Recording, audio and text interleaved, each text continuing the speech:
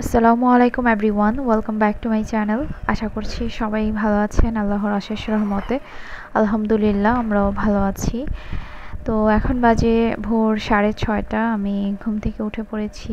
তো আব্বুর জন্য এখন চা বানাবো। আমার আব্বু হচ্ছে সকালবেলা 1 কাপ চা খাবে বিস্কিট দিয়ে, আর তারপরে হচ্ছে ব্রেকফাস্ট একটু দেরি করেই খায়। তো যাই হোক, আমি হচ্ছে আব্বুকে চা বানায় দেওয়ার জন্য সকালবেলা অ্যালার্ম দিয়ে রেখেছিলাম যেন সকাল সকাল উঠতে পারি। কারণ আমার আব্বু আমি যখন ঘুমায় থাকবো আমাকে জীবনেও ডাকবে না চা খাওয়ার জন্য বা চা দেওয়ার জন্য।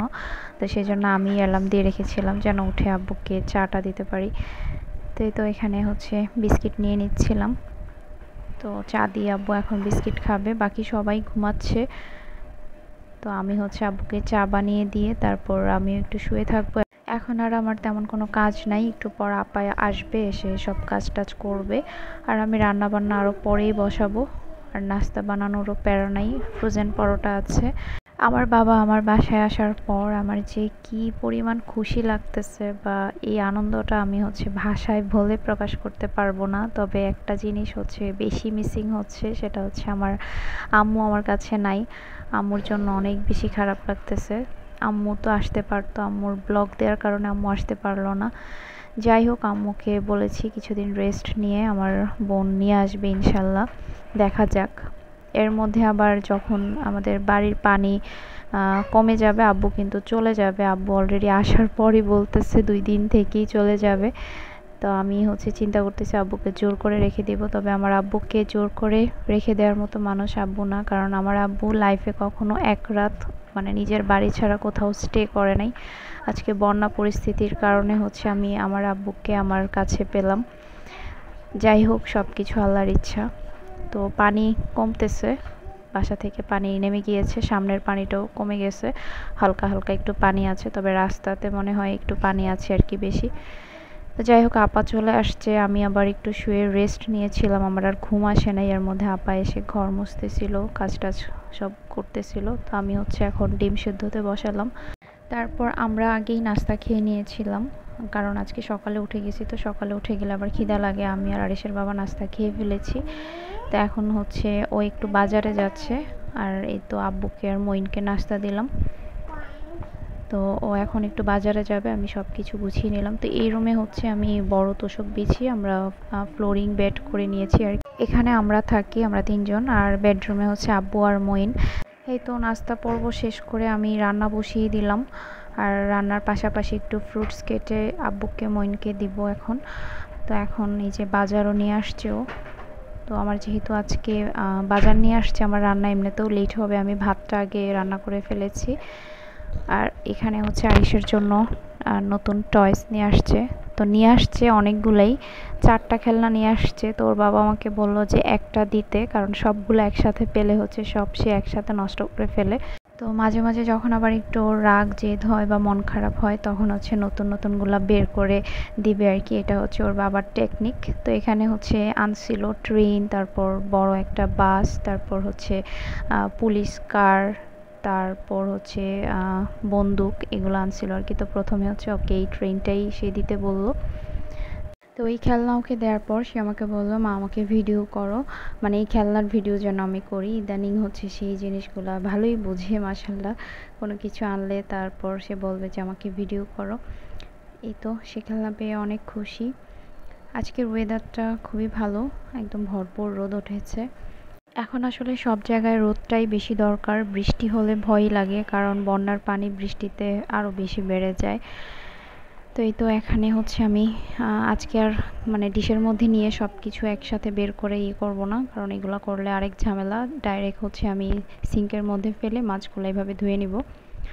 তো এখানে হচ্ছে সে ইলিশ মাছ নিয়ে আসছে, তারপর হচ্ছে 2টা রুই মাছ, একটা বড় কাতল মাছ, আর ছিল হচ্ছে সুরমা মাছ, আর তারপর ছোট সাইজের চিংড়ি মাছ, আর হচ্ছে মুরগি।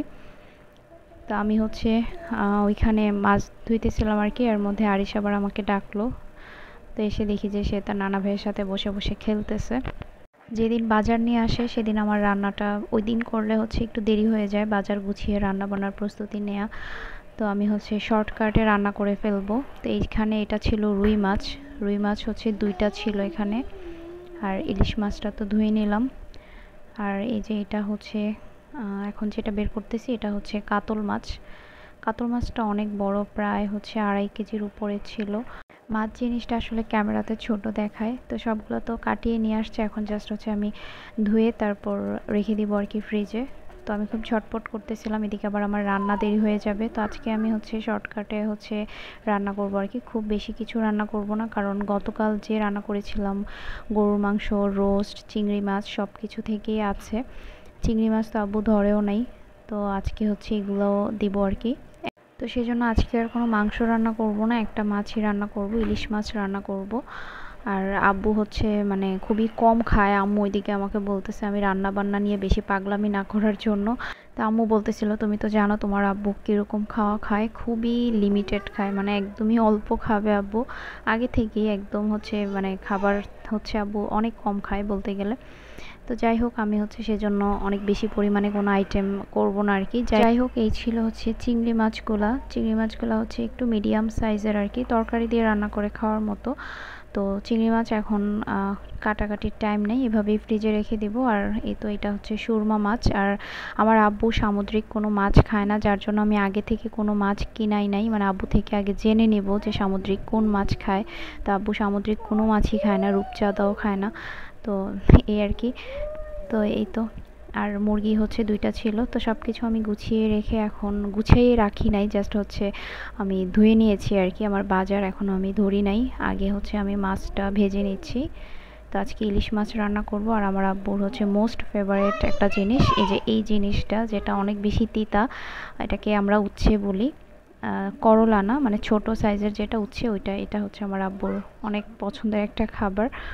তো আমি একদিকে হচ্ছে মাছ ভাজাতে বসিয়ে এখন হচ্ছে এই তরকারিগুলো সব গুছাই নেব। এদিকে আব্বুর এই যে পান, তারপর হচ্ছে কলমি শাক, আরও হচ্ছে কিছু সবজি ছিল আর কি। তো আমি রান্না করতে করতেই বাজারগুলো গোছাচ্ছি, তা না হলে আমার রান্না আরও বেশি দেরি হয়ে যাবে। তো ইলিশ মাছটা হচ্ছে আমি ভেজে তারপর পেঁয়াজ দিয়ে ভুনা করতেছি আর কি। ভুনা না, অ্যাকচুয়ালি একটু ঝোল রেখে রান্না করব। আর হচ্ছে কি জানি করবো, এই যে উচ্ছে ভাজি করতেছিলাম আর কি। উচ্ছে ভাজিটা হচ্ছে শুধু লবণ দিয়ে, তো আম্মু থেকে জেনে নিয়েছি কিভাবে করলে আব্বু পছন্দ করে, শুধু লবণ দিয়ে করতেছি, রসুন, পেঁয়াজ, কাঁচামরিচ। আর এই তো এখানে হচ্ছে আমড়া নিয়ে আসছে, তারপর কলমি শাক, ভেন্ডি, গাজর, শসা, টমেটো, তারপর আরও ছিল কি চিচিঙ্গা, কচুর ছড়া, পেঁয়াজ, রসুন, আর এখানে হচ্ছে ব্রেড, মজু। আজকে আমি পুরা এলোমেলো কাজ করতেছি, মানে ওই যে বাজার প্লাস রান্না একদম হজবরল লেগে গেছে। আর এই তো এখানে হচ্ছে এই যে ইস্পিজি শরবতটা, এইটা, তারপর পাস্তা, পোলাওর চাল, শুকনো মরিচ, এটা হচ্ছে এলাচ। তো সব কিছু বের করতেছিলাম আর ওইদিকে রান্নাও করতেছিলাম আর কি। তো 2টা কাজ একসাথে করতেছি যেন আমার তাড়াতাড়ি রান্না শেষ হয়ে যায়। এই যে দেখেন আমার রান্নাঘরের কি অবস্থা, নিচে সব বাজার এদিকে ছড়াই ছিটিয়ে রাখলাম। তো যাই হোক, তারপর এখন হচ্ছে সন্ধ্যাবেলা। তো সন্ধ্যার একটু আগে হচ্ছে আরিশের বাবা আর আব্বু বাইরে বের হয়েছিল, একটু হালকা ঘোরাঘুরি করবে। তো আমরা আর কেউ যাই নাই, আব্বুই বের হয়েছে আর কি।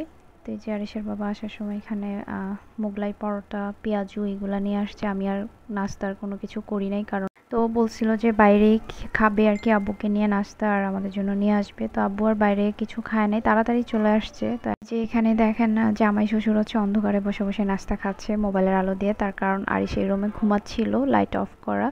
তো আমি রুমেই দিয়েছি আর কি, এখানে বসে বসে খাচ্ছি। আর মইন ওই রুমে টিভি দেখতেছে, ওকে ওখানেই দিলাম।